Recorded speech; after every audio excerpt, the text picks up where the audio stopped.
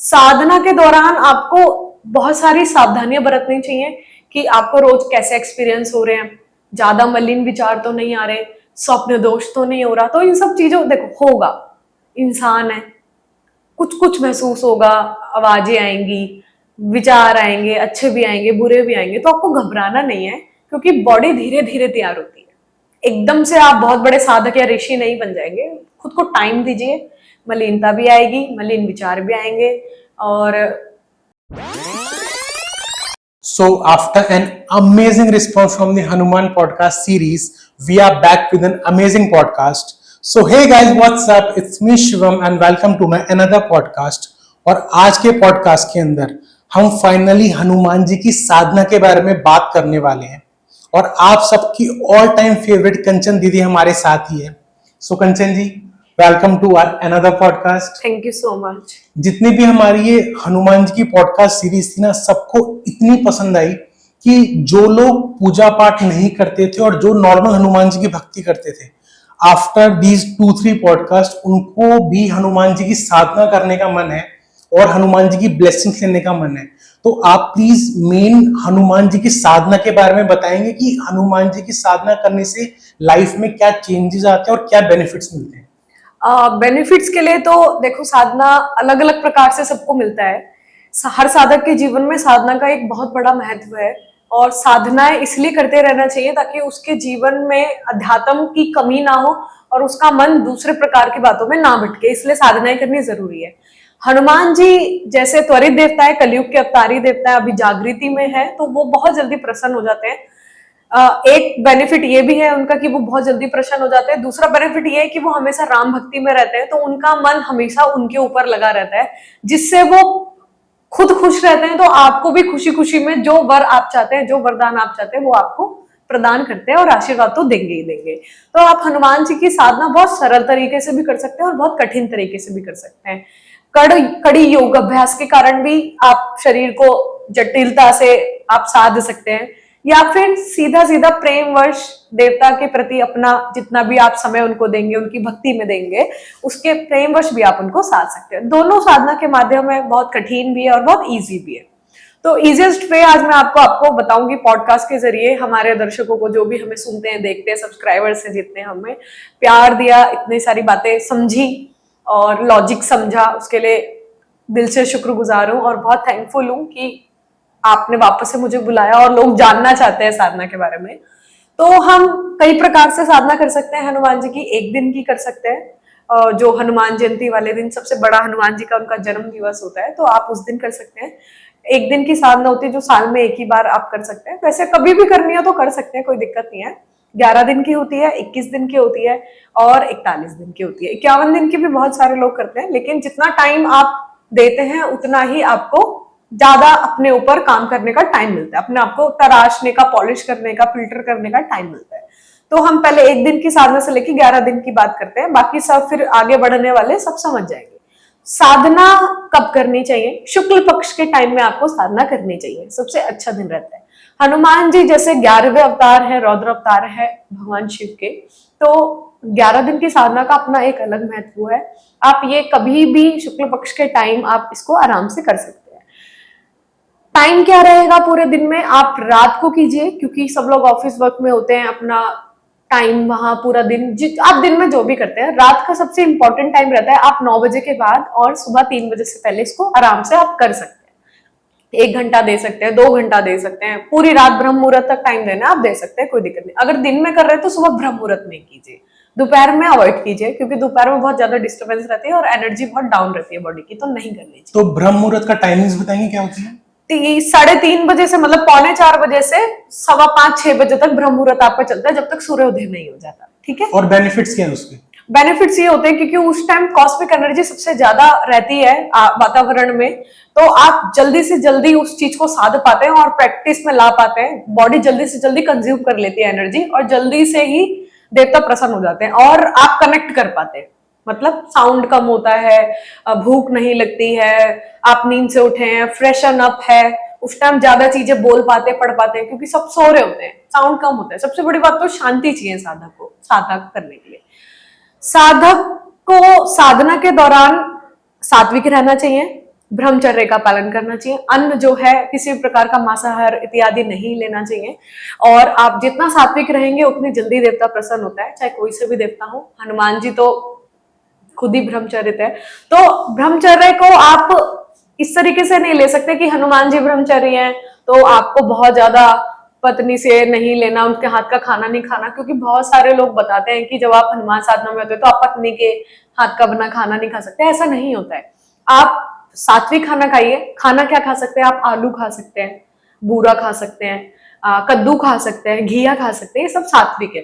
दही खा सकते हैं, दूध, चाय। बहुत सारे लोग चाय अवॉइड करते हैं, लेकिन चाय की जगह आप कॉफी नहीं पीनी होती, चाय आप पी सकते हैं, ठीक है।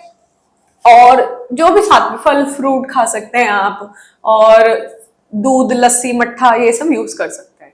तो इतनी तो भूख लगती नहीं एक दिन की साधना जो नॉर्मल व्रत की चीजें होती है, राइट? नॉर्मल व्रत अन्न नहीं खाना होता है जिससे आलस ना है, ओके। ठीक है।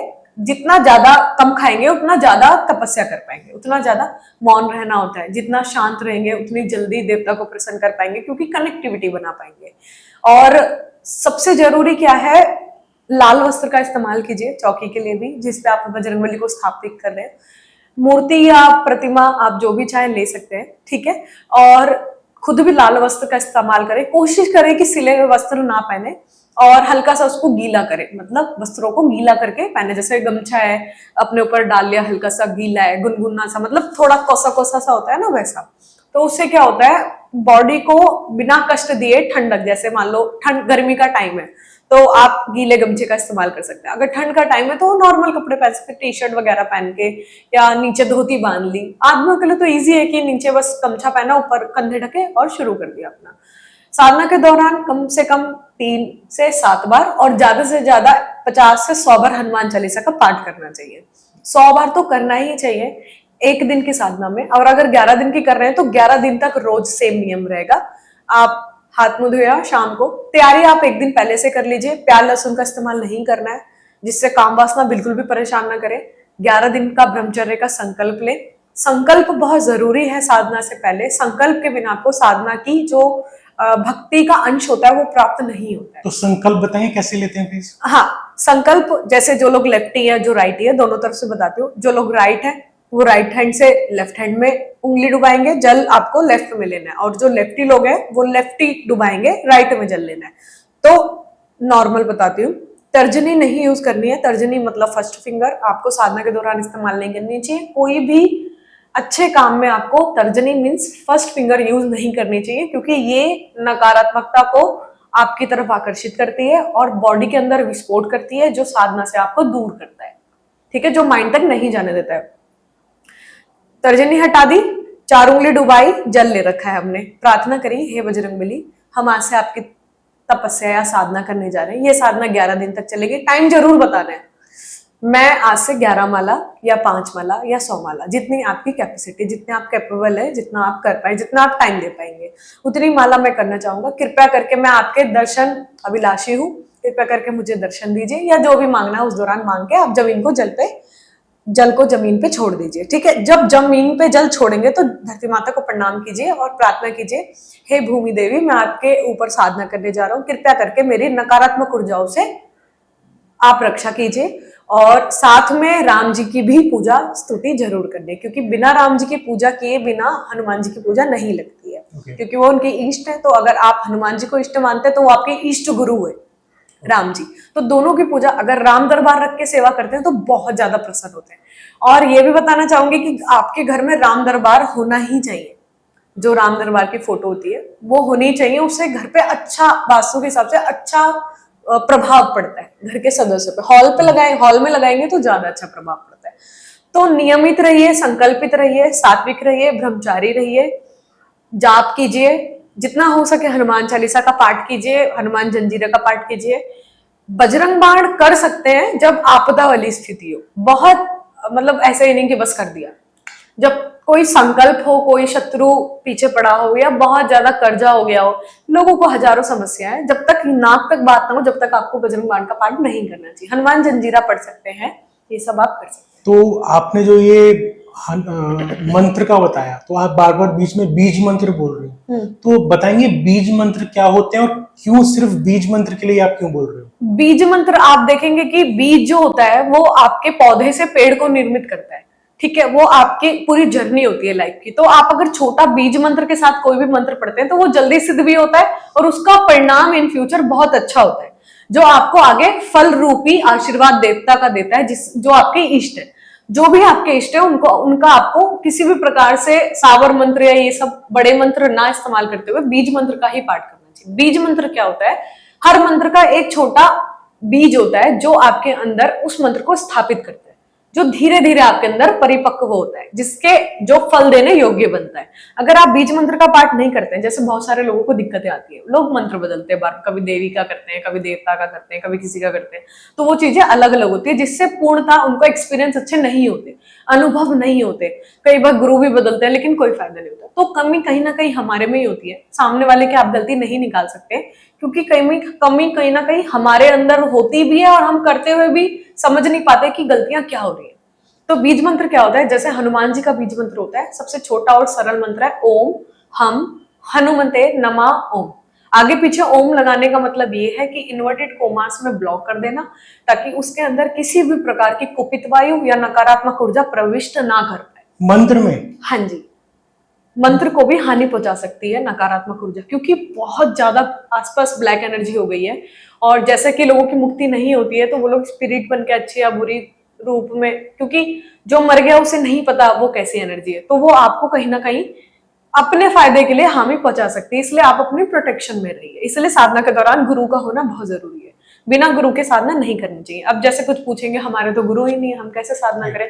तो आप शिव को गुरु बना के साधना कर सकते हैं। तो शिव को या किसी भी देवी देवता को गुरु बनाने के लिए भी कोई संकल्प या कुछ लेना पड़ता है? सेम संकल्प जल वाला आप शिवलिंग के आगे बोल सकते हैं, हे शिव हम आपको, जैसे सावन का महीना चल रहा है, बढ़िया है, किसी भी सोमवार को कोई सात्विक मंदिर में आप जाइए, बैठिए, शिव जी को जो भी अर्पण करना है वो कीजिए। आपको पंचामृत चढ़ाना है वो चढ़ाइए, नारियल अर्पण करना है नारियल चढ़ाइए। तुलसी नहीं चढ़ाते हैं शिव को, ठीक है, बाकी जो भी बेलपत्र भांग धतूरा प्रसन्न हो जाते हैं, वो तो आप नहीं भी चढ़ाएंगे, कुछ सिर्फ भाव से भी, वो तो भोले बाबा है, वो तो वैसे ही प्रसन्न हो जाते हैं। तो आप उनको गुरु बना सकते हैं, प्रार्थना कर सकते हैं, वहां बैठ के थोड़ा सा भाव दिखाइए तो देवता आपको आशीर्वाद देता है। स्वप्न दर्शन के माध्यम से पता चल जाता है कि उन्होंने आपको स्वीकार कर लिया है। जल्दी ही त्वरित देवता वो भी जल्दी प्रसन्न हो जाते हैं, क्योंकि जैसे हनुमान जी भी उनके अवतार है, तो इतनी शक्ति होने के बावजूद भी वो इतने भोले हैं, तो उनके अंदर भोले बाबा का ही कहीं ना कहीं प्रभाव है, ठीक है। तो बहुत जल्दी रच जाते हैं। साधना के दौरान आपको बहुत सारी सावधानियां बरतनी चाहिए कि आपको रोज कैसे एक्सपीरियंस हो रहे हैं, ज्यादा मलिन विचार तो नहीं आ रहे, स्वप्न दोष तो नहीं हो रहा। तो इन सब चीजों देखो होगा, इंसान है, कुछ कुछ महसूस होगा, आवाजें आएंगी, विचार आएंगे, अच्छे भी आएंगे बुरे भी आएंगे, तो आपको घबराना नहीं है, क्योंकि बॉडी धीरे धीरे तैयार होती है। एकदम से आप बहुत बड़े साधक या ऋषि नहीं बन जाएंगे, खुद को टाइम दीजिए। मलिनता भी आएगी, मलिन विचार भी आएंगे, और एक्सपीरियंस भी होंगे, नींद भी आएगी, आलस भी आएगा, उबासियां भी आएगी। तो घबराने की जरूरत नहीं है। 1 से 2 से 3 दिन में आप धीरे धीरे अपने आप को पका हुआ पाएंगे। तो 11 दिन की साधना बेसिकली शुरू करनी चाहिए एक साधक को, आप इजीली कर सकते हैं। तो आपने जो ये जब साधना के बारे में आप बता रहे हो, तो आपने स्टार्टिंग में बोला ब्रह्मचर्य। जी, ब्रह्मचर्य ना अपने आप में यूट्यूब पे और काफी बुक्स में बहुत बड़ी डेफिनेशन बन चुकी है। कुछ लोग ब्रह्मचर्य को इतना ज्यादा एक्सपेंड कर चुके हैं कि जो चीजें ब्रह्मचर्य में इंक्लूड नहीं करनी चाहिए उसको भी लोग इंक्लूड करते हैं अपनी हाइट बनाने के लिए। जी। तो आप बेसिक 2-4 चीजें बताएंगे जो ब्रह्मचर्य हर कोई फॉलो कर सके, गृहस्थ भी है, जैसे शादीशुदा भी है, सिंगल भी है, या फिर वो अपनी फैमिली से दूर रहता है, तो वो सारे प्रोटोकॉल्स फॉलो कर सके। जी, बेसिकली देखो, ब्रह्मचर्य को बहुत हाई पावर का वो बनाते, तो डरा दिया जाता है साधक को, जी आपको आपका ब्रह्मचर्य खंडित हो गया, या आपको मलिन विचार आ गया, स्वप्न दोष हो गया, तो नहीं, आपका खराब हो गया, कुंडलिनी गिर गई, नहीं, ऐसा नहीं होता है। जब बॉडी प्रिपेयर हो रही होती है, क्योंकि आपने इतने टाइम तक तो ध्यान जाप किया नहीं, अब एकदम से आप जाप में उतरे, तो आपके शरीर की जो मलिनता है, मतलब जो नेगेटिव पार्ट है, वो आपको प्रेशराइज करता है कि आप एकदम से पॉजिटिविटी की तरफ क्यों जा रहे हैं। तो वो अपनी तरफ खींचता है आपको, पूरी कोशिश करेगा कि आप ना करें। तो मलिन विचार भी आएंगे, गंदे स्वप्न भी आएंगे, शरीर में आलस भी आएगा, कमजोरी भी आएगी, लूज मोशन भी लगेगा, स्वप्न दोष भी होगा, हर प्रकार की एक्टिविटी बॉडी के साथ होगी।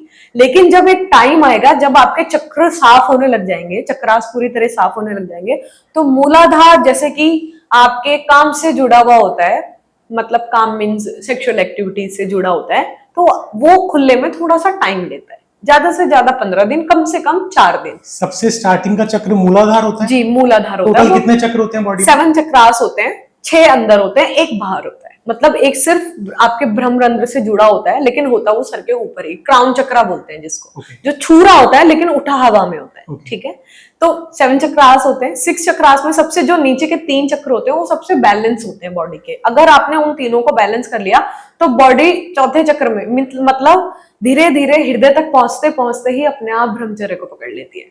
तो इतना हवा वाला नहीं बनाना चाहिए, आप धीरे धीरे लीजिए, बढ़िया कीजिए, स्लो मोशन में जाइए, दर्शन होगा ही होगा।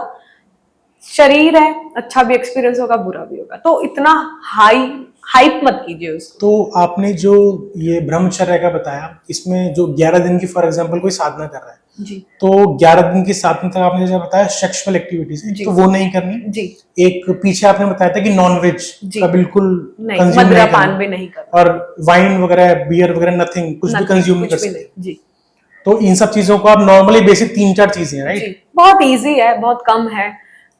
पहले तो एकांत रहिए, केंद्रित रहिए, सात्विक रहिए, मौन रहिए और जप कीजिए। ये 5 भूमि है ईश्वर को प्रसन्न करने के लिए। और हनुमान जी और शिव ऐसे हैं कि तुरंत आप हनुमान जी या बहुत शक्तिशाली देवता समझ के पूजोगे तो कभी प्रसन्न नहीं होंगे। पिता, भाई, सखा रूप में पूजेंगे तो फटाफट से प्रसन्न हो जाएंगे। तो आप ऐसे करिए। और हनुमान जी का तो एक ये भी बेनिफिट है कि वो हमेशा भक्ति में रहते हैं।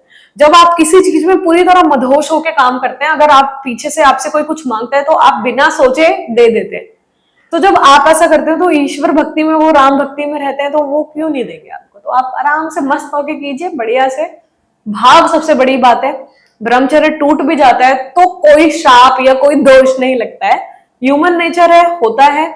आप माफी मांगते हैं, वापस से शुरू कर सकते वहीं से कंटिन्यू करें दोबारा से करना होता है। जैसे फॉर एग्जांपल 11 दिन की साधना है, जी, किसी का 5वें 6ठे दिन ब्रह्मचर्य टूट गया फॉर गया। एनी रीजन, हाँ, तो वो दोबारा से उस साधना को तो कंप्लीट करें। अगर एक्सपीरियंस नहीं होता है तो माफी मांग के वापस से साधना करें कर सकते। जी। और आपने जैसे बीच में अभी बताया कि साधना के दौरान कुंडलिनी गिरती है उठती है, तो कुंडलिनी वर्ड आपने यूज किया जी। इसके बारे में बताएंगे, कुंडलिनी का साधना से क्या रिलेशन है? कुंडलिनी एक तरीके का कुंड होता है। कुंड मीन्स पात्र होता है जिसमें द्रव्य भरा रहता है, जो आप हमेशा बाहर की तरफ बहा देते हैं। समझ रहे? द्रव मतलब आपका जो द्रव है वो बॉडी में 3 नाड़ियों से जुड़ा रहता है, राइट और लेफ्ट और सेंटर। सेंटर की जो नाड़ी है वो पूरी तरह एक्टिव नहीं होती, सिर्फ 2 नाड़ी एक्टिव होती है आपकी, राइट और लेफ्ट। जैसे 2 एनर्जी है, फीमेल एनर्जी और मेल एनर्जी। फीमेल लेफ्ट में होती है, मेल राइट में होता है हमेशा। ठीक है, तो दोनों सब बैठी होती है। जब आप धीरे धीरे स्पिरिचुअली कुछ कुछ करने लगते हैं, जाप करने लगते हैं, तो उस द्रव्य में ना कंपन आनी शुरू हो जाती है। तो शुरू में तो आपका ब्रह्मचर्य नहीं होगा अच्छा। जब वो धीरे धीरे कुंडलिनी मतलब 3 नाड़ियों से बना हुआ कुंड, जिसको आपको घर्षण जाप से करके उसमें कंपन करके ऊपर की तरफ उठाना पड़ता है बॉडी में से। हाँ, क्योंकि बॉडी में एक प्राण ऊर्जा नाम की चीज होती है जो आपकी जठराग्नि को भेदते हुए ऊपर की तरफ उठती है। जैसे गुरुत्वाकर्षण नीचे की तरफ खींचता है ना, ऐसी प्राण ऊर्जा ऊपर कॉस्मिक एनर्जी को टच करते हुए ऊपर की तरफ उठती है। सिर्फ ये ह्यूमन बॉडी नेचर ही है कि हमारे अंदर की ऊर्जा ऊपर को उड़ती है। समझ रहे? जैसे हवा और बाकी सबके तत्वों के अपने अपने नेचर होते हैं ना, जैसे जल ठंडा होता है, अग्नि गर्म होती है, आकाश अपने हिसाब से होता है, ऐसे करके। तो ऐसे ही जो बॉडी की प्राण ऊर्जा होती है वो ऊपर करती है। जब वो ऊपर नीचे कर रही होती है तो उसको ये आपकी कुंडलिनी कहते हैं। मतलब बहुत बड़ा है ये, कभी चैप्टर पूरा लेंगे तो बेसिकली बता देती हूँ। 3 नाड़ियों से बना कुंड जो आपके द्रव्य को ऊपर लेके जाता है, जिसको हम ब्रह्मचर्य करते हुए ब्रह्म तत्व से जोड़ते हैं। मतलब अगर वो ब्रह्मचर्य वहां पे टिक गया 3 चक्रों तक, तो वो ऊपर जाके आपके आज्ञा चक्र से सहस्रार को जोड़ देगा। तो कुंडलिनी 3 नाड़ियों से उठ जाएगी। और जब बीच की सुषुम्ना चलने लगती है, ये सबसे धीरे से उठती है। बीच की नाड़ी जब चलने लगती है तो 2 नाड़ी, आपने देखा होगा ना डॉक्टर की दुकान पे ऐसे करके बना होता है, 2 सांप होते हैं, बीच में एक एनर्जी होती है ना, वो सेम हमारी कुंडलिनी होती है जो आपकी रीढ़ की हड्डी से जुड़ी होती है। तो ये जो भी फील होता है ये रीढ़ की हड्डी में फील होगा हमको? कई बार होता है रीढ़ की हड्डी में होता है, बहुतों को तो जैसे होता है कि सोते हुए भी महसूस होता है कि हमारे को, जैसे गर्भावस्था के दौरान एक लेडी जो होती है 9 मंथ के टाइम रहता है उसका, प्रेगनेंसी टाइम रहता है, तो उस टाइम उसकी कुंडलिनी हमेशा एक्टिव रहती है, क्योंकि उनका जो पीरियड सर्कुलेशन होता है वो बंद हो जाता है और शरीर में एक नया प्राण भर रहा है, तो प्राण ऊर्जा बहुत तेज गति से काम करती है, इसलिए उनकी कुंडलिनी एक्टिव रहती है।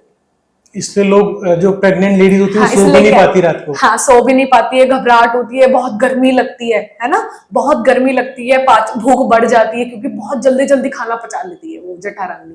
तो सारा काम प्राण ऊर्जा का, इसलिए कहते हैं कि गर्भावस्था के दौरान आपको अच्छी किताबें पढ़नी चाहिए, अच्छी चीजें सुननी चाहिए, कुछ अच्छी एक्टिविटी करनी चाहिए, जिससे बच्चे पे अच्छा असर पड़े। सेम इसीलिए कहते हैं। तो जैसे आपने ये पूरा बताया कि साधना के दौरान पहले दिन मंत्र जाप बताया, हनुमान चालीसा का पाठ जी। बताया, और किसी को बहुत बड़ा इश्यू है तो बजरंग बाण एक पढ़ सकता है एक बार पूरे दिन में एक। जैसे एक 11 दिन के साथ में तो 11 दिन 11 बार संकल्प लेके जी। उसके बाद रेगुलर वो जब जाप करना चालू करेगा तो जी। ब्रह्मचर्य का आपने बताया, हाँ जी और ब्रह्मचर्य का आपने पूरा एक्सप्लेन कर दिया, ये चीजें नहीं करनी है। जी।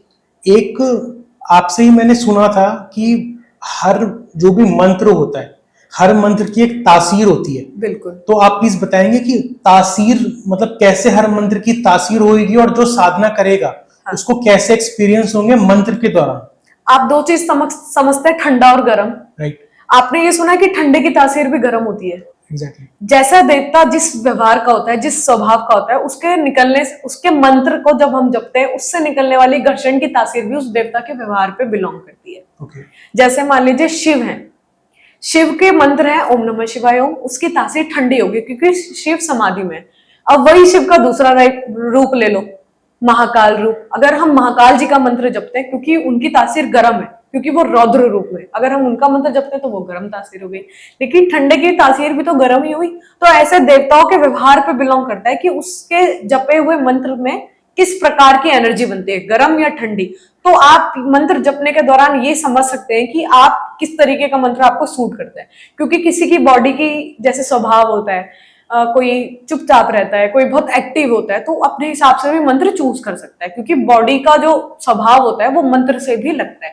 जैसे अपने आप व्यवहार कनेक्ट हो जाता है। आप मान लें हनुमान जी की पूजा करते हैं, तो आपको लगेगा कि हाँ हनुमान जी से हमारा संपर्क है, आप जप करेंगे तो मंत्र की जो तासीर होगी वो गर्म होगी, क्योंकि हनुमान जी त्वरित देवता है और ब्रह्मचारी है और तमस मतलब तमस से दूर है, काम इत्यादि से दूर है, तो उनकी जो एनर्जी ऑटोमेटिक गर्म होगी। ठीक है, ऐसे तो अलग अलग तासीर होती है देवताओं की। तो जैसे हनुमान जी का आपने मंत्र बताया ओम हम हनुमंते नमः ओम, ऐसे भोलेनाथ का बताया ओम नमः शिवाय ओम। तो जो जैसे मेन हम बात कर लेते हैं, ज्यादा नहीं खींचेंगे, दुर्गा माता का मंत्र बताएंगे प्लीज। ओम दुम दुर्गाय नमः ओम। और माँ काली का? ओम क्रीम कालिकाय नमः ओम। क्रीम की जगह आप क्लीम भी यूज कर सकते हैं। और ये बाकी भी हरे कृष्णा जी का? कृष्णा जी का मंत्र होता है ओम क्रीम कृष्णाय नमः ओम। ओम क्लीम लगाएंगे उसमें, ओम क्लीम कृष्णाय नमः ओम। तो सबकी तासीर अलग अलग होगी, वही बॉडी में अगर गर्म मंत्र होगा तो गर्म फील होगा, हाँ, ठंडा मंत्र होगा तो ठंडा फील होगा। तो ये प्रॉपर हम कर सकते हैं जी। जैसे आपको भी धाम आएंगे ना, तो मैं बोलती हूँ इसको ठंडा झाड़ा लगाओ, इसको गर्म झाड़ा लगाओ, तो वो मंत्रों के ऊपर होता है बेसिकली, कि सामने वाले को ना बताते हुए हम जिस मंत्र से उसकी हीलिंग करते हैं। मान लो अब सामने वाले को ब्लैक एनर्जी है, तो हम उसको गर्म झाड़ा नहीं लगा सकते, गर्म मंत्र नहीं उसके ऊपर इस्तेमाल कर सकते। क्यों? क्योंकि उसके अंदर ऑटोमेटिकली पहले से ही गर्मी है। अगर हम और गर्म उसको कर देंगे तो वो उसको और दिक्कत होने लगेगी फिजिकली। ठीक है, तो इसलिए हम उसको ठंडा और शांत करते हैं ताकि उसको हल्का महसूस हो और जल्दी से आराम आए। तो जैसे आपने ये साधना का मंत्र बता दिया, नियम बता दिए, ब्रह्मचर्य का बता दिया, सब कुछ बताया, कुंडलिनी कैसे ऊपर आएगी। हाँ। एक जब कोई भी साधना अपनी खत्म कर रहा होगा, तो आप प्लीज बताएंगे साधना खत्म करने के लिए भी कोई प्रोटोकॉल है अलग से? कि जैसे मान लो 11 दिन की साधना है, तो 11वें दिन कुछ संकल्प करना पड़ता है, या फिर कैसे उस साधना को एंड किया जाए? संकल्प तो एक ही बार लेते हैं साधना का, शुरू में जो हमने ले लिया। समापन कैसे करना होता है? हवन करना होता है। आप अपने इष्ट देवता के 108 नाम निकाल लीजिए। जैसे हनुमान जी हैं, आप बजरंगबली का साधना कर रहे हैं, उनके 108 नाम निकाल के अलग से लिख लीजिए। हर नाम के आगे ओम और नाम के आखिरी में स्वाहा लगा के हवन में अग्नि को, अग्नि देवता को स्वाहा कहते हुए आहुति दीजिए। जैसे ओम रुद्रात्मकाय नमः स्वाहा, ओम वायु पुत्राय नमः स्वाहा। ऐसे हनुमान जी के 108 नाम आप चिता मुद्रत प्रदाय नमः स्वाहा, ऐसे 108 बार आहुति देके प्रणाम कीजिए, पूर्ण आहुति करिए। पूर्ण आहुति मंत्र आपको इजीली नेटवर्क में, सोशल मीडिया पे वगैरह मिल जाएगा, गूगल वगैरह पे आप देख सकते हैं। पूर्ण आहुति मंत्र होता है ओम पूर्णमिदः पूर्णमिदं वाला, उसको पढ़ के समापन कीजिए। और हवन का दशांश जो है वो देवता को स्वीकार कर, मतलब ऐसे बोलिए कि हे देवता, हमारी आज साधना पूर्ण हुई, हमने हवन कर दिया, हवन का दशांश कृपया करके आप रखिए और आप मुझे दर्शन अपने दीजिए। अगर मान लीजिए आपको साधना के दौरान दर्शन नहीं हुए, आपने हवन कर दिया, 11 दिन की साधना समाप्त कर दी, फिर भी आपको मंत्र कंटिन्यूस रखना चाहिए जब तक आपको स्वप्न दर्शन कम से कम ना हो तब तक। तो जब ये साधना में फॉर एग्जाम्पल स्वप्न दर्शन, सपने के माध्यम से भगवान के दर्शन नहीं हुए, जी, तो जब वो आगे उस मंत्र को कंटिन्यू करेगा तो भी नॉन वेज और ब्रह्मचर्य का पालन करना पड़ेगा हाँ बिल्कुल करना पड़ेगा, जब तक सपने में दर्शन नहीं होते। नहीं होते। और कुछ फैमिलीज में जैसे हर कोई बता नहीं पाता है, बाहर नहीं निकल पाता है कि मैं साधना करूं, कई लोग घबराते हैं जी, और कई फैमिलीज के अंदर ना लोग इसको ब्लैक मैजिक से रिलेट करते हैं, जी, अपने बच्चों को या अपनी वाइफ को या अपने पति को लोग रोकते हैं। फॉर एग्जाम्पल इसने साधना कर ली, आपने जो हवन का बताया, अगर कोई प्रॉपर तरीके से हवन नहीं कर सकता तो कोई सब्स्टिट्यूट अवेलेबल है? हाँ बिल्कुल है, आप अज्ञारी कर सकते हैं। जैसे नवरात्रि में बहुत सारे घरों में आपने देखा होगा, एक उपला ले लीजिए आप, ठीक है, उपला पूरी तरीके से 70 to 75% उसको जला दीजिए पूरा, 100/100 नहीं जलाना, 70 to 75% जला के एक थाली में, स्वच्छ थाली में, साफ, जो यूज ना होती हो, मतलब अगर घर में नॉनवेज खाते हैं तो कृपया करके पूजा के बर्तन अलग रखें, आप उसको ले लीजिए, थाली के ऊपर हल्का सा घी डालिए, आधा नारियल, खोपड़ा जो खीर में यूज करते हैं, सूखा नारियल, उसको आधा आधा कर लीजिए, आधा यूज कीजिए, उसके ऊपर रखिए, उसमें भी घी डालिए, नीचे उपले पे भी घी डालना है, उसके अंदर भी घी डालना है, घी के ऊपर आप पान का पत्ता चाहे तो यूज कर सकते हैं, उपला रखा, घी डाला, नारियल रखा, पान का पत्ता रखा, पान के पत्ते के ऊपर एक बताशा या कुछ मीठा रख दिया, वैसे बताशा इजीली मिल जाता है, बताशा रखा, 2 लौंग रखी और एक कपूर रखा, उसको जला के उसकी आरती कर दीजिए, वो सब्स्टिट्यूट होता है हवन का। तो जैसे आपने साधना के बारे में सब कुछ बताया, एक मेरा एक क्वेश्चन और था कि साधना हम माला से करते हैं, काफी लोग जो फर्स्ट टाइम साधना करेंगे उनको ये क्वेश्चन दिमाग में आएगा कि किस माला से साधना की जाए, किस तरीके से साधना की जाए, तो प्लीज आप वो मेन चीज बताएंगे। बिल्कुल बताऊंगी, और मैं एक मैसेज भी देना चाहूंगी सबको कि आजकल सब वो इलेक्ट्रिक मीटर से और वो टिक टिक टिक वाले यूज करते हैं। देखो, अगर आपको सच में टाइम देना है और सच में प्रभु भक्ति में लीन होना है तो आप प्लीज वो मत यूज करो। मैं समझ सकती हूँ डिजिटल हो गया है पूरा इंडिया, बाहर भी सब हो गए, बढ़ रहे हैं, आप काउंटर आ गए हैं, उसको कहते हैं ना मंत्र काउंटर, चैंट, पर हाँ बीज को काउंट करते हैं, हाँ हर चीज को, लेकिन जो माला से करने का एक व्यवहार है ना, उस पद्धति को लोग पता नहीं क्यों एकदम चेंज कर रहे हैं, मॉडर्न हो गए हैं, अच्छी बात है, आप करो, मुझे कोई दिक्कत नहीं, लेकिन माला का मान माला का ही होता है। तो आप साधना के दौरान आप हर साधना में अलग माला का प्रभाव होता है। हनुमान साधना में आप रुद्राक्ष की या फिर हल्दी की माला इस्तेमाल कर सकते हैं। हल्दी की या रुद्राक्ष की जी, तो एक तो माला को कैसे जपते हैं, आप प्लीज वैसे ही बता देंगे नॉर्मली क्या क्या प्रोटोकॉल्स होते हैं? बिल्कुल बता दूंगी। माला के ऊपर एक अलग से मोती होता है जिसको हम सुमेरु कहते हैं, उसे लांगना नहीं होता। आपने माला शुरू करी फर्स्ट बीज से और नीचे से घुमाते हुए लास्ट मोती पे गए, सुमेरु लांगना नहीं है, मतलब ऊपर का जो बाहर निकला हुआ मोती होता है उसे लांगना नहीं होता, उस तरफ से माला घुमा देते हैं। ओके, ठीक है, फिर वापस से करना है, जब सुमेरु आए तो घुमा देना है, ऐसे करके आपको माला जपनी चाहिए। तर्जनी नहीं लगानी होती है, इस पे रखते हुए इन दोनों उंगलियों से, मतलब मिडल फिंगर से और अंगूठे से, ठीक है। मंत्र को पलटते हैं, मतलब मलकों को बंद जब कर, जैसे ओम नमः शिवाय ओम, ओम नमः शिवाय ओम, ओम नमः शिवाय ओम, इनसे बदलना है और इस पे स्टैंड करनी है, ऐसे करके माला करनी है, ऐसे करके इसको ऐसे करके चलानी है, ठीक है। 1-2 दिन दिक्कत आएगी, अगर ऐसे करके कर सकते हैं तो ऐसे भी कर लीजिए, वैसे बेसिकली ऐसे ही करते हैं, तो धीरे धीरे प्रैक्टिस करेंगे हो जाएगा। तो ये उंगली टच नहीं होती माला पे? तर्जनी नहीं लगानी होती, इसीलिए गौमुखी में करो ताकि तर्जनी बाहर रहे। तो गौमुखी क्या होता है? एक पोटली टाइप होता है, पाउच टाइप होता है जिसमें बना होता है, जो माला के लिए होता है, जो लोग गले में भी टांग के रखते हैं, राधे स्वामी वालों को देखा होगा, उसको गोमुखी कहते हैं। तो उसके अंदर माला को जाप करें। हाँ, उसके अंदर। और जितने भी लोग जाप कर रहे हैं, काफी लोगों के दिमाग में ना क्वेश्चंस आएंगे कि हम चाहे घर में फोटो रख रहे हैं हनुमान जी की या मूर्ति रख रहे हैं, तो इंडियंस में हमारे काफी इस चीज को मानते भी और अच्छा भी होता है कि किस तरफ रखें मूर्ति को या फोटो को, वो बताएंगे प्लीज? यू मीन दिशा? दिशा का प्लीज। दिशा आप उत्तर से पूर्व की तरफ रख सकते हैं, कोई भी साधना कीजिए आप उत्तर और पूर्व की तरफ कीजिए। दक्षिण में हम नहीं इस्तेमाल करते, लेकिन घर छोटा है और मजबूरी है, किसी कारण वो दक्षिण की तरफ जा रहा है, तो हनुमान जी की साधना आप फिर भी कर सकते हैं, क्योंकि वो शिव अवतारी है और शिव की जो मेन दिशा मानी जाती है वो दक्षिण में ही बैठते हैं, तो आपको कोई दोष नहीं लगेगा। कोशिश कीजिए कि उत्तर और पूर्व की तरफ रहे आपका फेस जो है। आई एम श्योर, मतलब आपने जो साधना का बताया ना, जी। हमारे लास्ट कुछ पॉडकास्ट के बाद काफी लोगों के कमेंट्स आए कि प्लीज उनको भी साधना करने का मन जी। है। आपकी ये वाली वीडियो उनको बहुत पसंद आने वाली है। Thank you so much. शुक्रिया। और मैं भी ट्राई करूंगा कि आपने जो प्रोटोकॉल्स बताए मैं भी साधना करूं और कुछ अच्छे एक्सपीरियंस हो। I hope. मेरे को बहुत खुशी है इस बात की कि आप मेरी बात सुन रहे हैं और इस चीज में करेंगे, और करना भी चाहिए। कहीं ना कहीं हम लोगों को थोड़ा बहुत स्पिरिचुअल होना चाहिए लाइफ में, ताकि हमारे पास एक होप रहे, हम डिप्रेशन में ना जाए, क्योंकि हमारे पास ईश्वर थॉट्स रहे, भगवान की बातें आए। मलिन विचारों से बचने के लिए आप कहीं ना कहीं ईश्वर स्मरण करिए और अपने अंदर एक पॉजिटिव एनर्जी को जागृत कीजिए।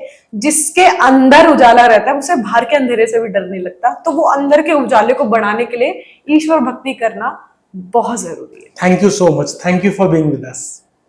So guys, here you go. Finally, this is the end of our Hanuman ji podcast series. वैसे जो मेरी हनुमान जी की पॉडकास्ट सीरीज थी उसको मैंने लास्ट वीडियो में एंड कर दिया था, बट जब से लोगों ने हनुमान जी के पॉडकास्ट देखे है ना, काफी सारे लोगों को हनुमान जी की साधना करने का मन हुआ, और उसके लिए स्पेशली मैंने ये हनुमान जी की साधना का पॉडकास्ट बनाया। सो आई होप आपको ये पसंद आया होगा, और इस पॉडकास्ट को देखने के बाद आई एम श्योर आप लोग भी साधना जरूर करने वाले हैं। और जितने भी आपके साधना के एक्सपीरियंस हो प्लीज कमेंट सेक्शन में लिखिएगा। कोई भी क्वेश्चन आपके दिमाग में है तो आप प्लीज कमेंट सेक्शन में पूछ सकते हैं। मैं ट्राई करूंगा एक क्वेश्चन आंसर सेशन रखने का जिसमें आपके सारे डाउट्स क्लियर होने वाले हैं। So if you love this video, please like this video and don't forget to subscribe this channel. जब तक के लिए keep loving, keep supporting. This is Shivam Agarwal. Thank you.